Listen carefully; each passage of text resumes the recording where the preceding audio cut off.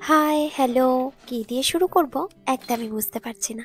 তারপরে ভাবলাম বিকাল থেকে যখন শুরু করছি আপনাদের সকলকে গুড ইভিনিংই বলি। Hello everyone, good evening. আমি মৌমিতা, বঙ্গবিদেশিনীর নতুন আরও একটি গল্পে আপনাদের সকলকে স্বাগত জানাই। আশা করছি আপনারা সকলে ভীষণ ভালো আছেন ও সুস্থ আছেন। আমরাও মোটামুটি ভালোই আছি। এখন ঘড়িতে প্রায় 4:30 মতো বাজে। আজকে দুপুরের খাওয়া দাওয়াটা তাড়াতাড়ি শেষ করে নিয়েছি আর ইভানকে ঘুম পাড়িয়ে দিয়েছি। ও যদি জেগে থাকে তাহলে তো এই ধরনের আলপনা বা যে কোনো পুজোর কাজ করতে পারি না। ও ভাবে মা ড্রয়িং করছে মানে আমাকেও ড্রয়িং করতে হবে। আর ড্রয়িং মানে সে কি বলবো, আলপনা তো নয়। সে আলপনার পিঁড়ির মধ্যে বলবে গাড়ি এঁকে দাও, পেন এঁকে দাও, এই সমস্ত কিছু। তার জন্য ঘুমিয়ে পড়লেই আস্তে আস্তে পুজোর কিছু কিছু কাজ এগিয়ে রাখি। আসলে একা হাতে করতে গেলে ভীষণ অসুবিধা। তারপর আমাদের বাড়ির পুজোতে অনেক রকমের নিয়মও আছে। তো সব কিছু করতে গেলে হাতে বেশ কিছুটা সময় লাগে, আর একা যেহেতু করি 2-3 দিন আগে থেকেই তাই সব কিছু করতে শুরু করি। আজকে যে ব্লগটা শেয়ার করছি সেটা বৃহস্পতিবার দিনের। ইভানের পাপাই গিয়েছিল দোকানে, বেশ কিছু জিনিস কিনে আনিয়েছি। আগের একটি পোস্টে আমি শেয়ার করেছিলাম আমার শরীরটা ভীষণ রকম খারাপ।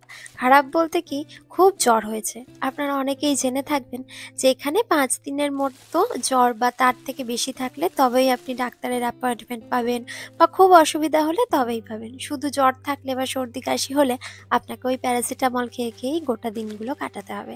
কমে গেলে ভালো, যদি না কমে তারপরে আপনি কোভিড টেস্ট করে ডক্টরের কাছে যেতে পারেন। যদিও এখন কোভিড টেস্টটা বাধ্যতামূলক নয়, তবে কিছু কিছু ক্ষেত্রে যখন অনেক দিন জ্বর থাকে ওনারা বলে দেন টেস্ট করার জন্য। ইভেনের পাপাই বেশ কিছু জিনিস সেই জন্য কিনেই এনেছে। তার সঙ্গে এনেছে এই কর্পূরের বক্সটা। আমার দোকানে যেরকম একটা একটা পাওয়া যায়, এখানে তো এরকম পাওয়া যায় না, মোটামুটি গোটা গোটা ডিপেই কিনতে হয়। আর এই যে প্রতি বছরই আমি তিলের নাড়ু, নারকেল নাড়ু, চিড়ের নাড়ু, মুড়ির নাড়ু সব কিছুই হাতে বানাই। এবছরে শরীরটা খারাপ বলে ওর পাপাই বললো যে আর তোমাকে ওগুলো বানাতে হবে না, যদি কিনতে তো পাওয়াই যায়, আমি না হয় কয়েকটা কিনেই আনবো। তার জন্য এই যে কয়েকটা পেয়েছে চিড়ের নাড়ু, তিলের পাটালির মতো আর কি, লাড্ডু ঠিক নয়, ওই বাতাসার মতো দেখলাম, একটা নারকেল, অল্প বেশ কিছু জিনিস সমস্ত কিছু কিনে নিয়ে এসছে। আমার কাজ বলতে পারেন কিছুটা কম হয়ে গেছে। মোটামুটি সন্ধেটা দিয়ে চলে এসেছি বেশ আরও কয়েকটা কাজ করে রাখার জন্য। আসলে জন্মাষ্টমীর পুজোটা আমার বাড়িতে হতো না, মানে আমার বাবার বাড়িতে। আমার শ্বশুরবাড়িতে আসার পরেই জন্মাষ্টমীর পুজো আমি করতে শুরু করেছি। আমার শাশুড়ি মা নাকি আরও ধুমধাম করে পুজো করতো। বাড়িতে যখন থাকতাম তখন তো বেশ ভালো মতোই পুজো করতে পারতাম। তারপর এখানে আসার পরে নিজের নিজের মতো করে চেষ্টা করি সমস্ত দিকটা বজায় করে চলার জন্য। এখানে তো এই আট কড়াই বা বাদাম পাটালি, বিভিন্ন ধরনের নাড়ু, এই সমস্ত জিনিসগুলো খুব একটা ভালো পাওয়া যায় না, তাই বাড়িতেই আস্তে আস্তে বানিয়ে নিই। অল্প অল্প করে করতে করতে 56টা ভোগ আমাকে টোটাল রান্না করতে হয় ঠাকুরের জন্য।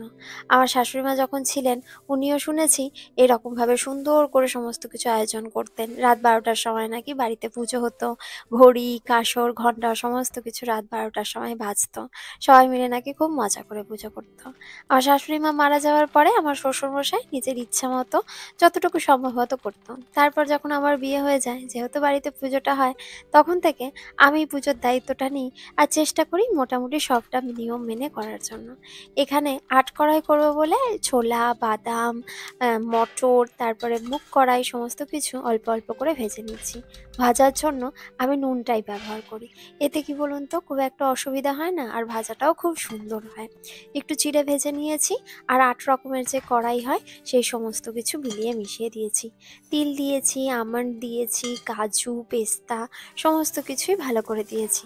তবে ওই যে ভুট্টার যেটা হয় সেটা তো পাইনি, তার বদলে আমি দিয়েছি মাখানা। মাখানা দিতে অনেকটা ভুট্টার মতনই লাগছিল। তো মোটামুটি ওই রকম 8টা মিলিয়ে 8 কড়াইটা তৈরি করে ফেলেছি। আরও অনেক জিনিস তৈরি করার রয়েছে। মেন যে জিনিসটা তৈরি করার রয়েছে সেটা হলো মিষ্টি। আমার বাড়িতে মিষ্টির দোকান একটাও কাছাকাছি নেই, তার জন্য মিষ্টিটা আমি মোটামুটি বাড়িতেই বানিয়ে নিই। মোটামুটি 8-10 রকম মিষ্টি আমি বানাতে পারি, তো সেগুলোই আস্তে আস্তে বানিয়ে নেব। আসলে ইভানকে নিয়ে সমস্ত কাজটা করতে গেলে তো খুব অসুবিধা হয়। তার উপরে আবার ওর তো স্কুলের এখন ছুটি, তার জন্য সাপের 5 পা দেখেছে, মানে কি করব কি করব না সারাক্ষণ মনে হচ্ছে মাকে হেল্প করি, বাবাকে হেল্প করি। মা বাবা যে কাজগুলো করছে আমি সব করতে পারি, আমি একদম বিগ বয় হয়ে গেছি। তো ওই যে ওকে সামলে সমস্ত দিকটা করতে গিয়ে খুবই অসুবিধা হচ্ছে। সে যাই হোক না কেন, ভগবানের নাম করে আস্তে আস্তে মোটামুটি অল্প অল্প করে সব জোগাড়টাই করেছি, তবে পুরোটা ক্যামেরাবন্দি করতে পারিনি। এখন যে ভ্লগটা শেয়ার করছি সেটা হচ্ছে শুক্রবার দিন সকালের। আজকে সকালবেলা বেশ তাড়াতাড়ি উঠে ঘরবাড়িটা পরিষ্কার করে নিয়েছি। তার সঙ্গে করেছি ফ্রিজটাকে পরিষ্কার। কারণ যে সমস্ত রান্না বা মিষ্টি তৈরি করব সেগুলো তো ফ্রিজেই রাখতে হবে। তাই ফ্রিজটাকে পরিষ্কার করা খুব দরকারি। আমার আবার এই সমস্ত জিনিসগুলোতে একটু খুঁতখুঁতানি বেশি। তার জন্য সবসময় মনে হয় কি জানি কখন কি মাছ, ডিম, মাংস সমস্ত কিছু ফ্রিজের মধ্যে রেখেছি। তার থেকে ভালো একদম ফ্রিজে যা যা আছে সমস্ত কিছু বের করে পরিষ্কার করে নিই। তো এই তো সমস্ত কিছু করে চলে এসেছি রান্না করার জন্য। আমাদের বাড়িতে আবার চিচিঙে ভাজার ফ্যান ফলোয়ার্স খুব বেশি। সেরা চিচিঙে ভাজা খেতে এত ভালোবাসে ইভানের পাপাই সবাই। তার জন্য এই যে অল্প একটু চিচিঙে ছিল সেটাকে ভাজা করে নিয়েছি। আর তারপরে করছি উচ্ছে আলু বড়ি দিয়ে একটু তরকারি। এই উচ্ছের কোনো ফ্যান ফলোয়ার্স নেই, একমাত্র ফলোয়ার্স আমিই বলতে পারেন। তো উচ্ছের চচ্চড়িটা কেউ খুব একটা খেতে চায় না। উচ্ছে ভাজা করলে পেঁয়াজ দিয়ে তবু খেতে চায়, তবে আজকে তো আর পেঁয়াজ ভাজা করা যাবে না। তার জন্য ওই উচ্ছে বড়ি দিয়ে একটু চচ্চড়ি করেছি। আর কাঁচা মুগের ডাল করেছি, তার সঙ্গে ঝিঙে আলু পোস্ত। এই দিয়েই আজকে দুপুরের খাওয়া দাওয়াটা আমরা তিনজনে মিলে শেষ করে নিয়েছি। আজকে আবার সকালবেলা থেকেই একবার রোদ উঠছে, একবার রোদ বন্ধ হয়ে যাচ্ছে। জানি না কি হচ্ছে। আমারও হাতে বেশ কিছু কাজ রয়েছে। কাজ বলতে মিষ্টি তৈরিটা তো করতেই হবে। তার সঙ্গে ঠাকুরের বেশ কিছু বাসন রয়েছে, সেগুলোকে ধুয়ে মেজে পরিষ্কারও করতে হবে। প্রত্যেকদিন কি হয়, বুধবার দিনে আমি ঠাকুরের যে নিত্যদিনের বাসনগুলো থাকে সেগুলো ধুয়ে মেজে পরিষ্কার করে নিই। আবার যেহেতু শনিবার দিনে পুজো করব, তাই জন্য এবারে বুধবার দিনে আর আমার পরিষ্কার করা হয়নি। তাছাড়া ওই দিন থেকে আমার শরীরটা ভীষণ রকম খারাপ। তার জন্য সবকিছু পড়েই ছিল। তাই ভাবলাম যে না, আজকে তাড়াতাড়ি করে সমস্ত রান্নার কাজটা শেষ করেই এই কাজগুলো করে নেব। খুব ঠান্ডা ঠান্ডাও লাগছিল, মানে ওই যে জ্বরটা আসছে আর যাচ্ছে এরকম টাইপের। প্যারাসিটামল খেলে ঘাম হচ্ছে তখন মনে হচ্ছে ওরে বাবা কি গরম, আবার যখন একটু জ্বরটা আসছে তখন মনে হচ্ছে কি ঠান্ডা লাগছে। তো ওইভাবেই চলছে।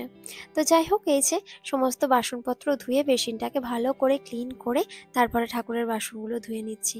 এখানে এই একটা সমস্যা জানেন তো, আগের অনেক ভ্লগেতেই আপনারা বলেছেন যে কেন রান্নাঘরের বেসিনের মধ্যে ঠাকুরের বাসন ধোয়া মাজা করি।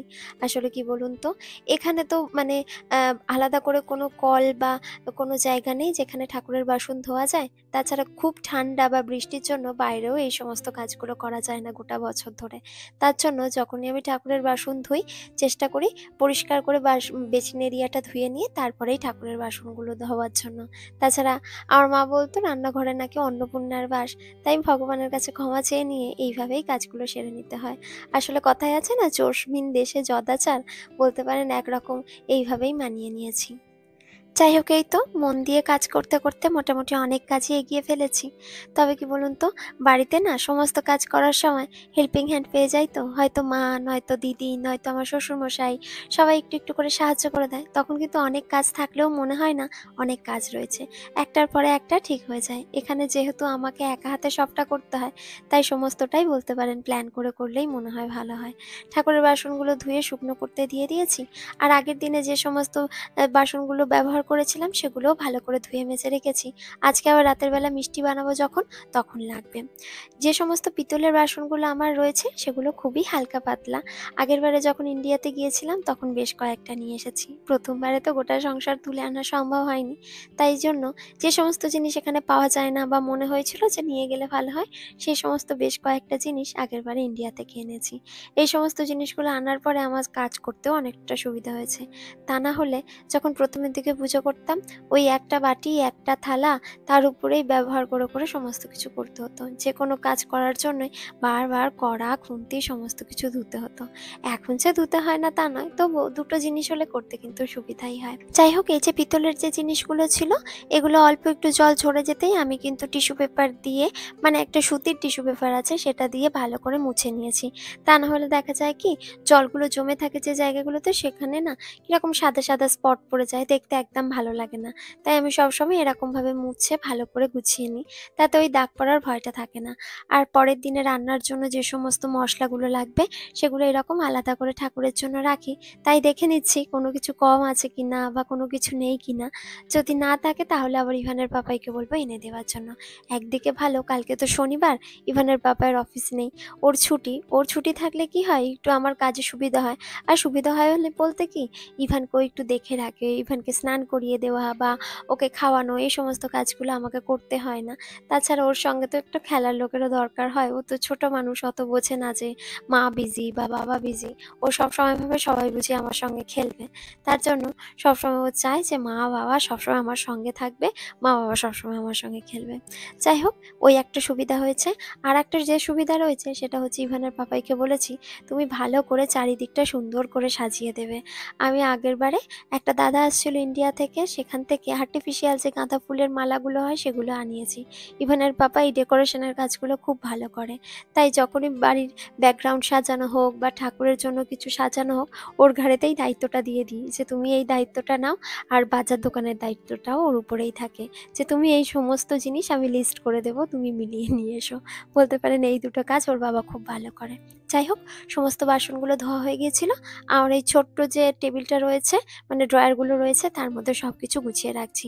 টেবিলের মধ্যেও রাখতে পারতাম, তবে ইভান তো খুব ছুটোছুটি করে, তারপর খাওয়ার হাত বা অন্য কিছু নোংরা হাত দিয়ে দেবে, তার জন্য ভাবলাম যে রুলকার জায়গা মতো তুলেই রাখি, কাল আবার যখন ব্যবহার করবো বা যখন লাগবে তখন এগুলো ঠিকঠাক করে বের করে নেব।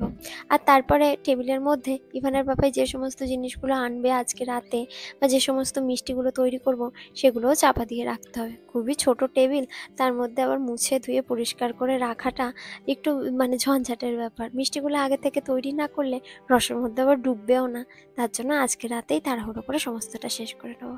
যাই হোক চলুন, সমস্ত কিছু সুন্দর করে গুছিয়ে রেখেছি। হাতের সামনে যেগুলো যা দরকার একদম কাছাকাছি করে রাখছি যাতে কোনো কিছু ভুলে না যাই। আজকের ভিডিওটা তাহলে এই পর্যন্তই থাক। আমার ভিডিওটা কেমন লাগলো অবশ্যই আমাকে কমেন্ট করে জানাবেন। ভালো লাগলে অবশ্যই একটা লাইক করে দেবেন, বন্ধুদের সঙ্গে শেয়ার করে নেবেন। দেখা হবে নতুন কোনো ভিডিওতে, নতুন কোনো দিনে। আপনারা আপনাদের পরিবারের সকলকে নিয়ে খুব ভালো থাকবেন, সুস্থ থাকবেন। দেখা হচ্ছে খুব শীঘ্রই।